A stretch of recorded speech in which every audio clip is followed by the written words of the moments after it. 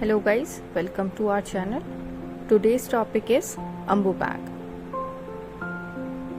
Now we are going to discuss about the AMBU bag.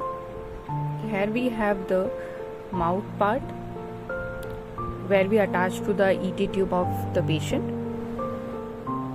Here we have air inlet one-way valve where we connect to the reservoir, and it is a self-inflated bag.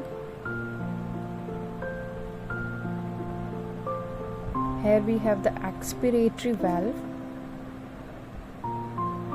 and this is PEEP valve. Here we have pop-off valve. This is the bag, which inflated bag.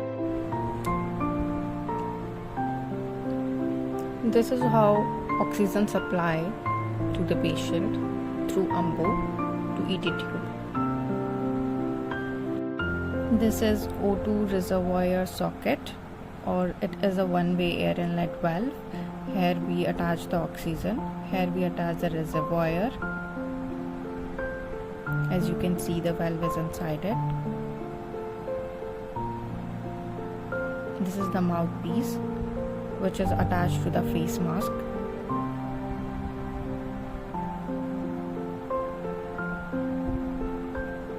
And here we attach the reservoir here. Now we attach the oxygen supply through the oxygen tubing. This is how reservoir filled with the oxygen. This is air inlet and pressure release valve. This is the oxygen tubing. This is the face mask. And this is how we're gonna be kept like this. Press the AMBU according to the counting maneuver, as we know the 1001, 1002. Now if we can use the reservoir, there will be 100% oxygen supply to the patient. If we can't use the reservoir, there will be a 40% of the oxygen supply to the patient. Now we have the neonatal AMBU bag with the same part, mouthpiece and the oxygen tubing. Here we have the pediatric AMBU bag with the same mouthpiece and the oxygen tubing.